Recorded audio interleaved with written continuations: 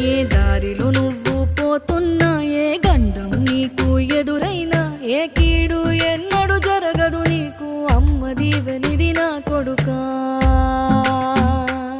ఈ దిక్కులు నీతో కదిలేను, ఆ చుక్కలి దిష్టి తీసేను, ఏ గాలి ధూళి సోకదు నిన్ను, అమ్మ దీవెనిది నా కొడుకా.